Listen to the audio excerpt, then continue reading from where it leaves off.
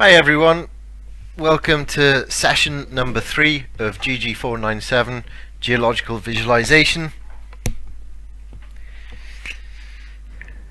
After getting to grips with the anatomy of a map and recognizing what the different features are on a map, and having a look at some of the simplest to understand outcrop patterns, today we're actually going to introduce ourselves to real geological maps, and this is where we'll be for the rest, more or less, of this lecture series.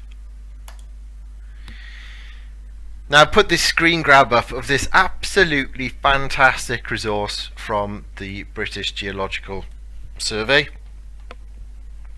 Basically what they have done is scanned all of the maps that they have produced at all of the different scales for each region for which they map. They've digitized them and made them into a really high resolution, zoomable, viewable image.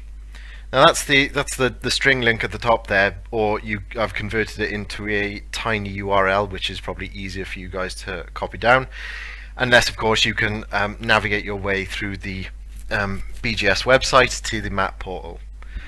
But what I'll do in the labs is explain which map we're working on, and you can go to this portal and find it, and you should be able to use it on your screen as you would a paper copy. Okay, so take a minute just to jot that link down, or follow it on Student Central. Okay, so this is what a standard geological map might look like, and then there are, as we found out last week, there are these 4 different components to a geological map, and they'll all have them, maybe presented in slightly different ways, but all geological maps will have these 4 key components. The first component that a geological map has, obviously, is the map section, which shows the surface distribution of rock types in that 2-dimensional area over the map area. The second thing that a map will have is a key, which describes the geological symbols used on the map. And I guess the key thing about this is that the symbols that are recorded on a geological map key just relate to the geology. The symbols required to understand the human infrastructure are typically not shown, because I guess people assume that if you're versed enough to be using geological maps rather than standard maps, you already know how to read your basic OS or topographic map. The third section is the stratigraphic column, which shows you the order in which rocks were deposited, as well as their relative thickness and their relationship to each other.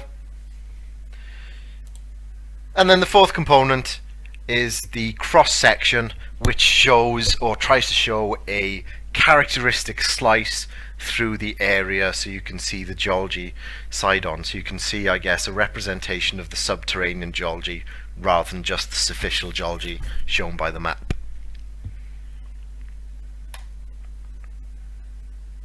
Okay, so let's have a little zoom in of the map and go through that together then.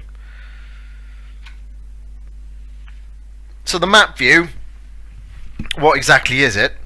Well, it's simply an interpreted distribution of rocks and what we call drift at the surface. And rocks you can think of as the actual hard stuff, the bits of Earth's crust that are cropping out at surface, and drift is the kind of soft, unconsolidated material that sits on the surface. You can think of it maybe as being like soil or alluvium or colluvium, made ground, all of that stuff we classify as drift, and then the rocks are the actual bits of the crust that are cropping out on surface.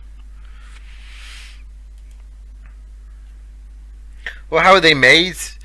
Well, you can actually make a map in a number of different ways these days. The tried and tested method of field mapping, where you go out to outcrops in an area, you identify what the rock type is, you measure structural components and use those individual outcrops to infer what the geology is for areas that you can't see. We call that field mapping. But in areas where that are inaccessible, or you might not have any exposure, you can use remote methods, including geophysical surveys, which might measure some sort of intrinsic factor about the rock and use that to form a distribution map. Or you can use remote sensing methods, where you can essentially take a remotely sourced field of view, whether that's looking at visible light or some other wavelength, and use that distribution to infer what the rock type is at surface. Field mapping is something that we focus on in University of Brighton, and when things get back to normal, I look forward to seeing you on some of the trips.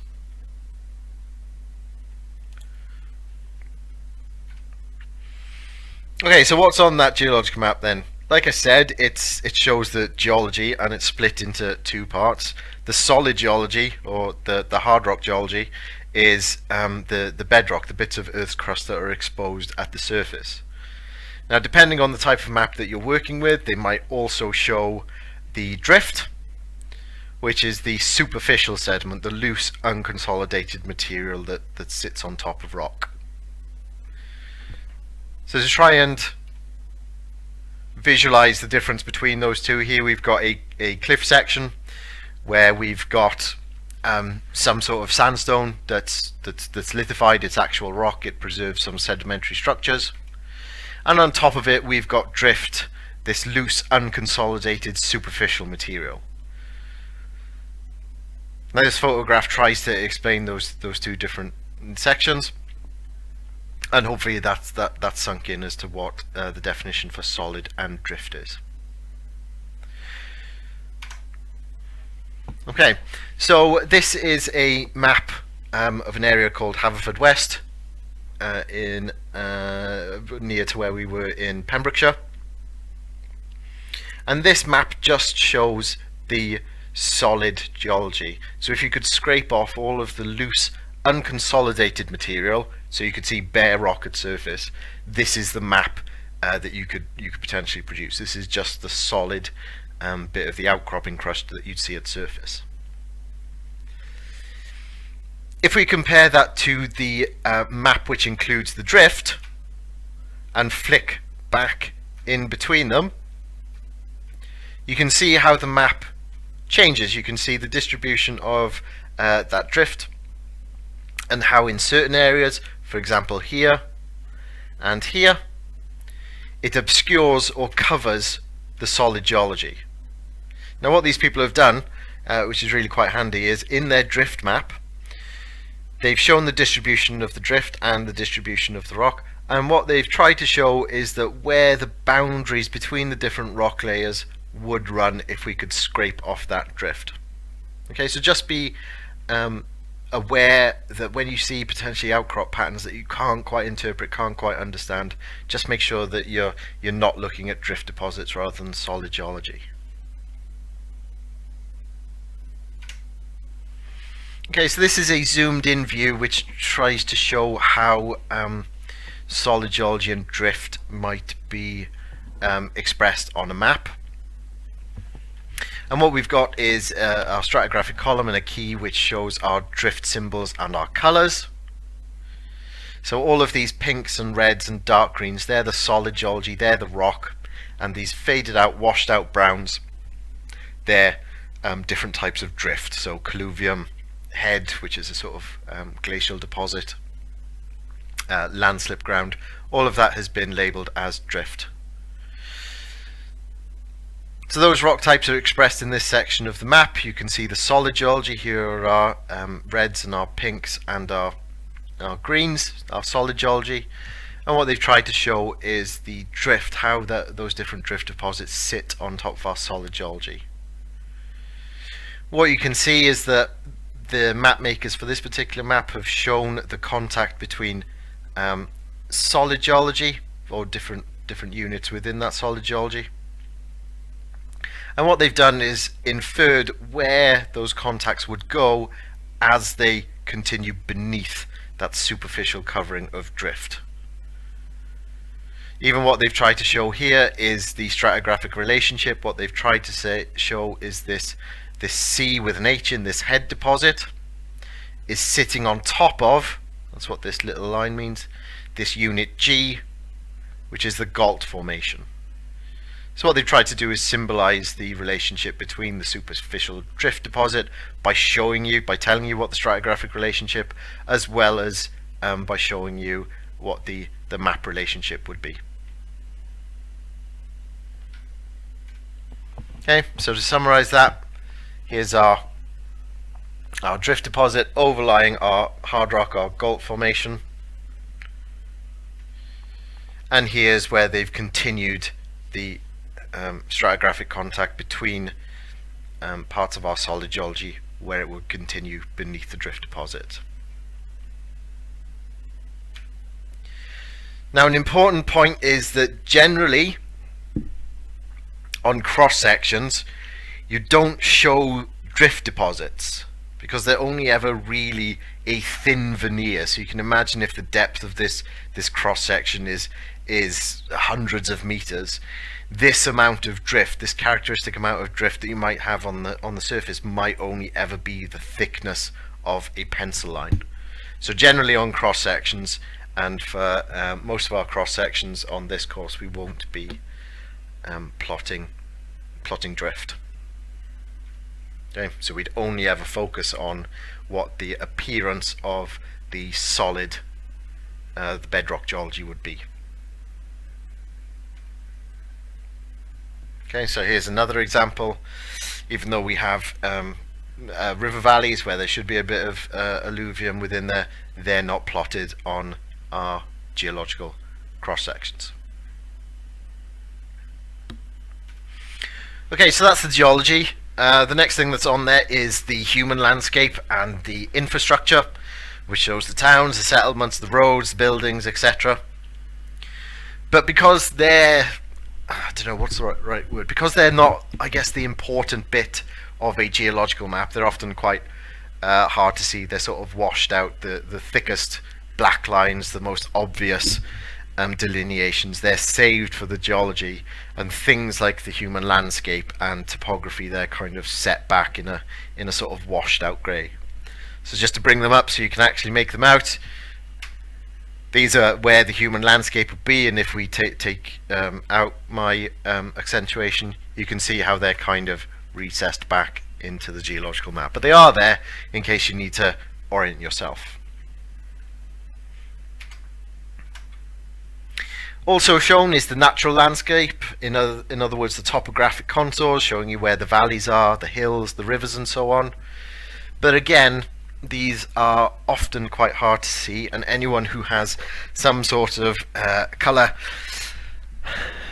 impairment with their vision, you've got my sympathy. But what I'm going to try and do is show where these topographic contours, which you might need to build your hill profile, where they're hidden on these geological maps.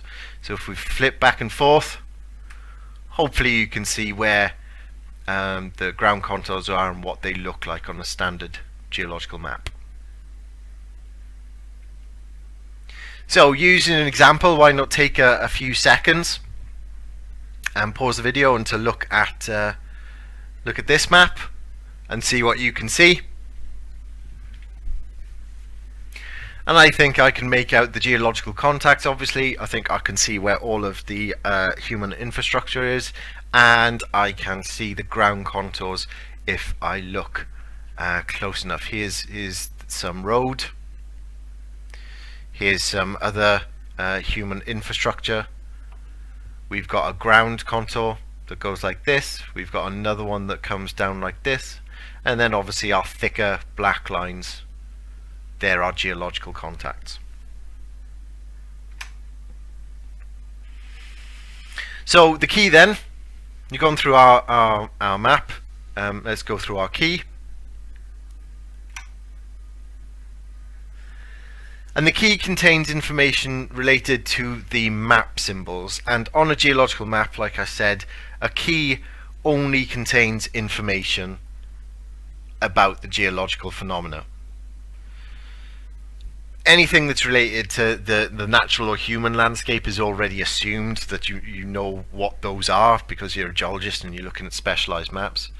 So information relating to these features are typically not recorded on the key. It's just the information that lets you interpret the geology.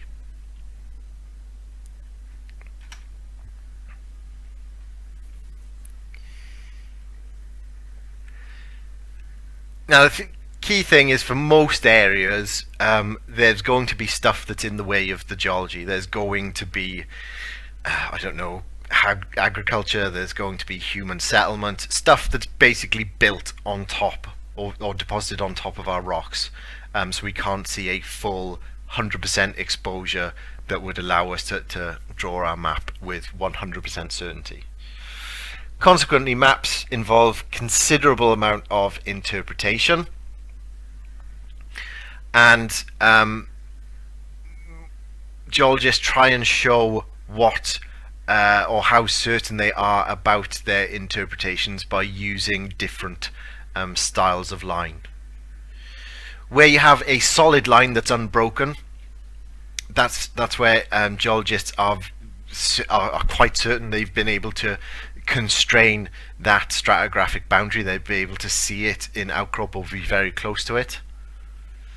But if that boundary is less certain, there's a little bit of uncertainty as to where it exactly is on the surface, they might use a dash line. Or if things are poorly constrained, they might use a dotted one. And we'll go through how you draw geological contacts on a field map when we get back to do some of our field work.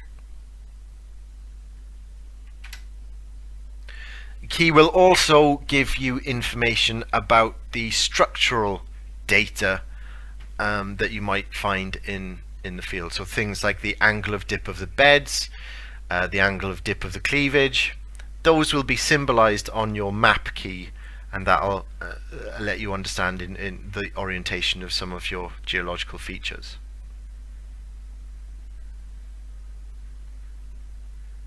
Okay, the third thing was our stratigraphic column.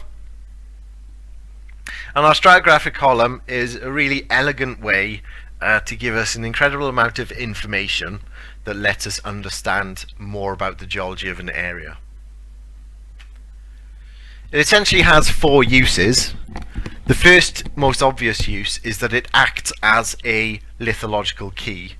The colors and the symbols, letters and numbers in this case, differentiate different rock types. So for example, anywhere that's got this green with this H4 in it is the upper green sand.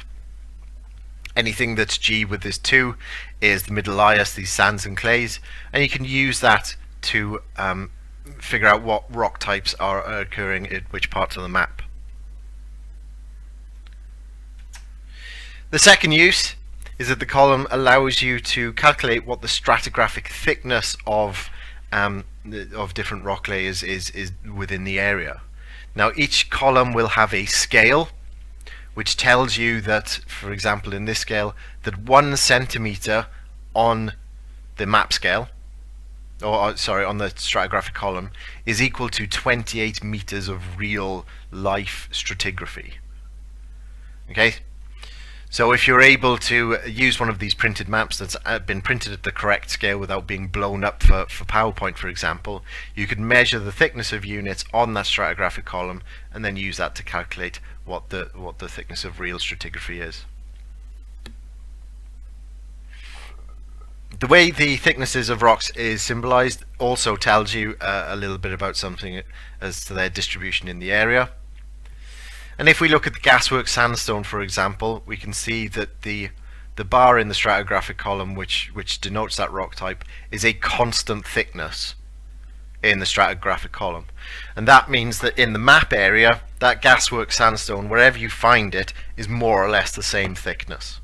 Whatever thickness this is on the stratigraphic column, once you multiply it up to get the real life thickness, that unit should be the same thickness anywhere that you find it. If you compare this to this small band of B4, what the stratigraphic column tells us is that the maximum thickness of B4 in the area is whatever this thickness on the stratigraphic column multiplied by the scale factor is. But in some areas, that B4 mudstone, this band of that B4 mudstone, disappears entirely and you don't find it. Okay, so this shape of these bars on the stratigraphic column tell you something about the variability and thickness of that unit. The order of the column is written in such a way to show the order of deposition. So its third use is basically telling you the part of the geological history, the order of deposition of the rocks.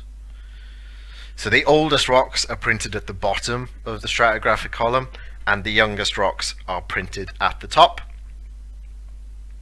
So if you haven't yet quite understood the geological timescale or know the order in which the different geological periods of time come in that geological timescale, then at least you can read the stratigraphic column from bottom to top, and then that'll give you the order of deposition.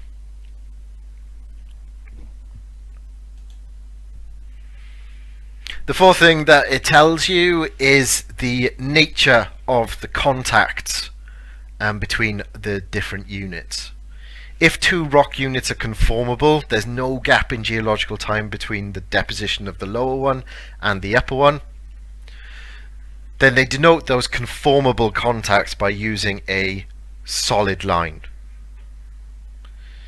If there's an unconformity, there's a period of erosion, a large gap in geological time between one unit and the overlying one, then the stratigraphic column will denote that unconformity by using a sort of wiggled or irregular line to show that there's a surface of erosion above this unit.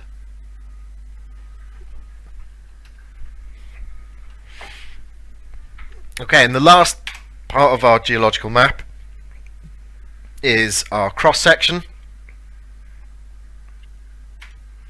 And our cross-section shows you a view through the subsurface, what the geology is doing at depth.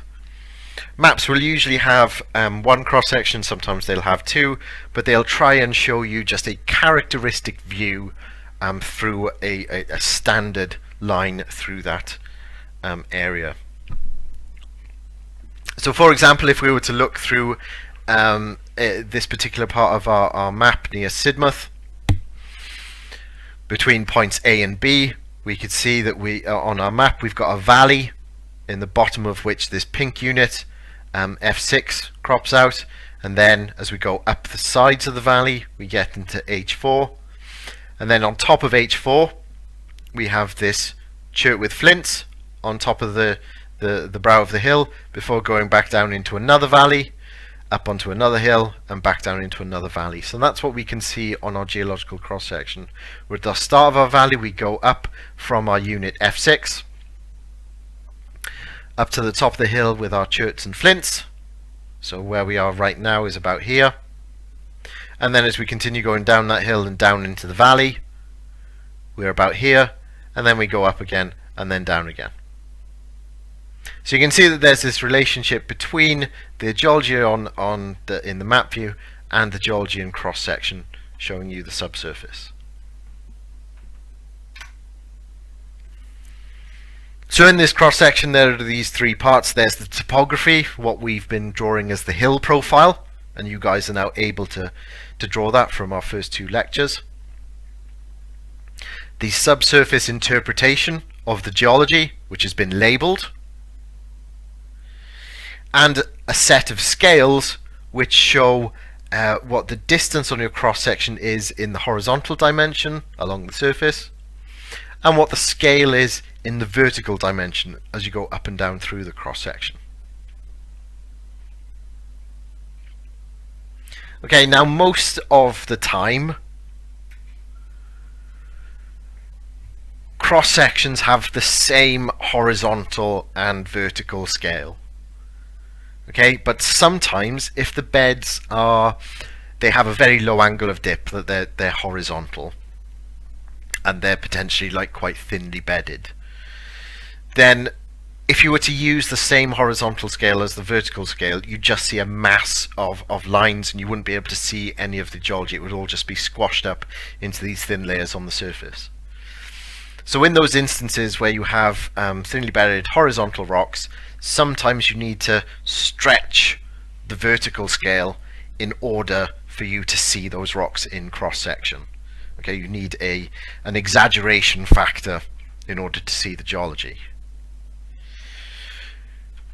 The problem with this is because you're stretching in one direction, what you can actually do is distort the image. You can change the proportions, you can change the angles and the perspectives.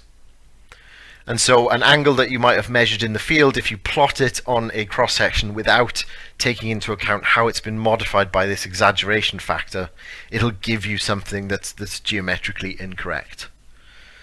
Okay, we'll look at vertical exaggeration in the lab, and we'll have a go at calculating how the dip of a bed would change when you vertically exaggerate a scale. But don't worry about it right now. Just take away the fact that when you stretch something or you change one scale and not the other, then you get this distortion in the image.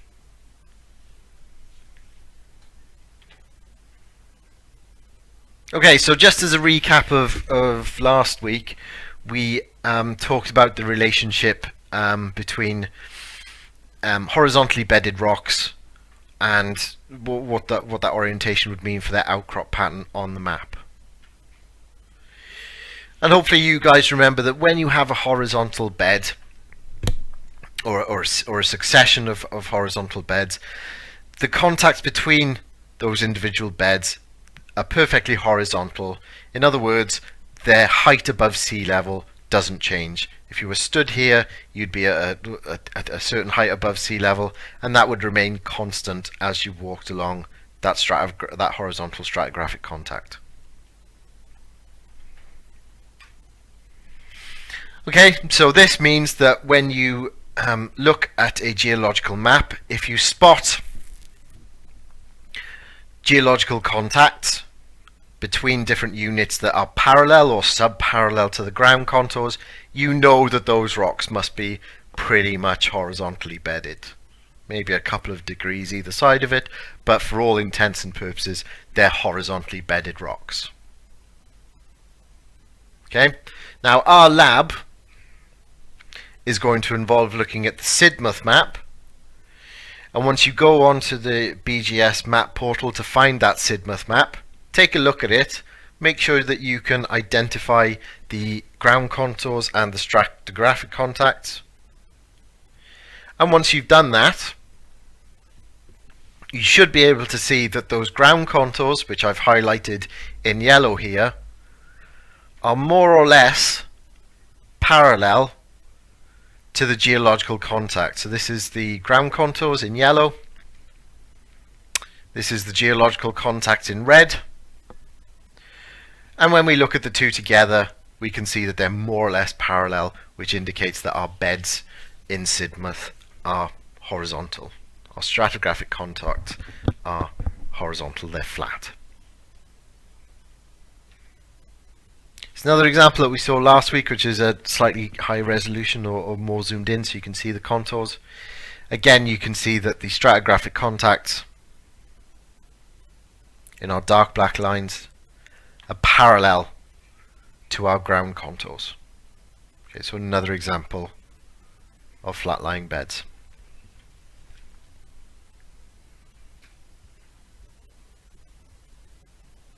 Okay, so let's go through an example together of how we would move away from our simplistic geological maps, our Benison examples, and start drawing a cross-section using a real geological map.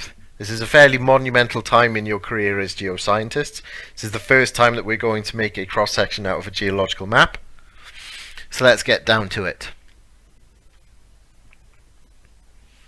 So what we're going to do in the next few slides is try and produce from the Sidmouth map one of these sections that show the subsurface geology. Okay, so the question is, how do we draw one? And feel free in the next few slides to to pause as you've got your map. Take your time with it. I'm not going anywhere. You have an electronic copy of me for the rest of time. So take your time with it and try and follow all of the steps. If you find that my method gets a little bit grating, or you think that there's a better way, that's fine. There is no real sort of prescribed way to do these things, as long as you get all of the information and you display it correctly. So here goes. Let's say that we wanted to draw a cross-section between points A and B in order to show the subsurface geology. Like maybe I've given you these two coordinates and I've told you to give me a cross-section, or maybe you've decided that I just want to show a cross-section of a generic area within my map that'll give me a good understanding of the subsurface. So again, using a strip of paper, you'd mark on your ends of your cross-section panel or your cross-section area, and then mark on each of the major ground contours. In reality, drawing a hill profile by hand would take you months. So these days there are any number of GIS packages or web applets which allow you to generate a hill profile from topographic data without having to do it by hand. But let's just imagine that society ends and you have to draw your hill profiles by hand. We no longer have computers.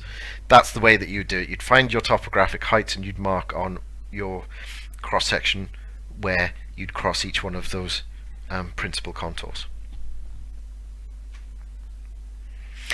Then what you would do is transfer these marks that you've made for your ground contours on your cross-section strip of paper, and you drop them down onto your cross-section panel at the appropriate heights. Those marks that you've now put on your cross-section panel,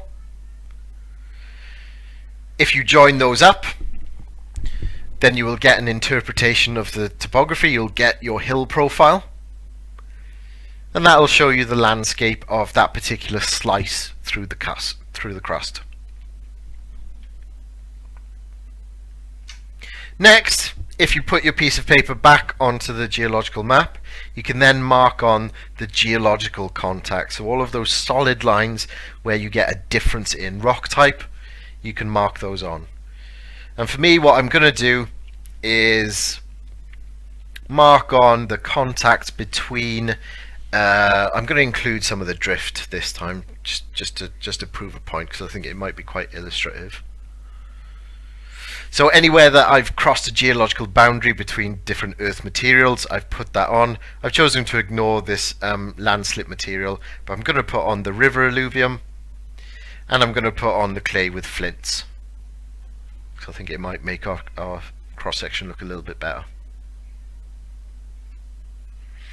Okay, then in between those marks, I'm going to mark on either with a symbol or in my case a color, which shows the rock type that exists between those contacts.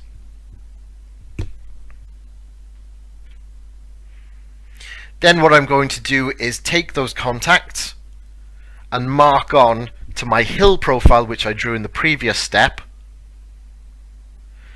where those geological contacts would hit our hill profile. And you can imagine if you were a guy just stood on top of this mountain, as you walk down the hill profile, this is where you'd hit the contact between the clay with flints and our I think it's our green sand unit. And then this is where we'd hit our next contact. We'd continue down the valley. This is where we'd run into our alluvium, our river deposits, and as we went back up the hill, these are where we'd hit the geological contacts.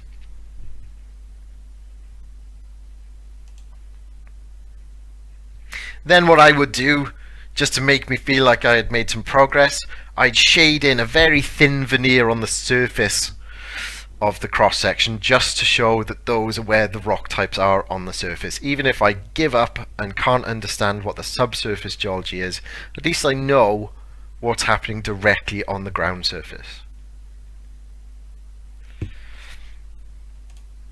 Okay, then what I'm going to do is look back on my map and see if I can figure out any structural information that will allow me to plot the contacts at depth. So looking at the map, there aren't any dip symbols, and if I look at the contacts, the geological contacts and their relationship to the ground contours, I can see that they're parallel, and I know, because we've repeated it again and again, that that parallel relationship between geological contacts and ground contours tells me that my rocks are horizontally bedded. If my rocks are horizontally bedded, so are the contacts between them. Okay, so what I can do is then go back to my cross-section with my newfound information that the contacts are horizontal, and I can draw those horizontal contacts on my cross-section. Then what I can do is, after I've got the surface and I've got the position of the contact, then I can continue to fill in the geology, to colour in all of that, all of those rock types and their extension in the subsurface. So I can add my colour, remembering that alluvium is only a really thin veneer on the surface, so I'm not going to continue it at depth. And then I've largely completed my cross-section. Now what we kind of do, and I've seen it on some cross-sections, is that we project where the geology would be above the surface, you know, sensibly, to show what the rock types would have looked like, or what the distribution of the rocks would have looked like before modern erosion. So modern erosion has produced these river valleys. But before these river valleys would have eroded all of this material and carried it away, we would have had geology that would have continued above the surface, right? So these beds that are cropping out in the hillside, they would have continued prior to modern erosion surfaces.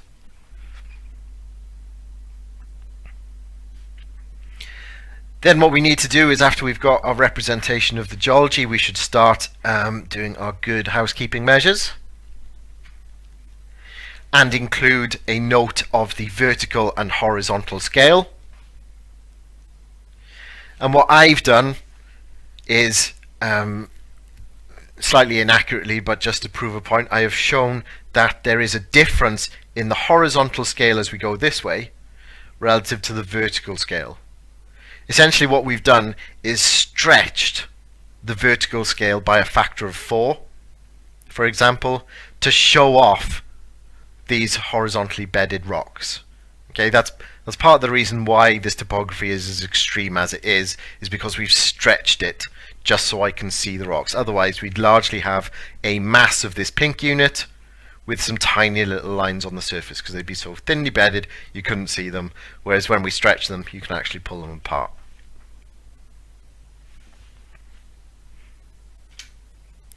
Then what I should do is add in a key and a label system so that I can figure out what the rock types are relative to the map. And critically, it would be really, really good, and it wouldn't upset me too much if you guys chose colours which were the same as the geological map, just so I can see how you guys are getting on in recognising the rocks and where they crop out on surface and in the subsurface.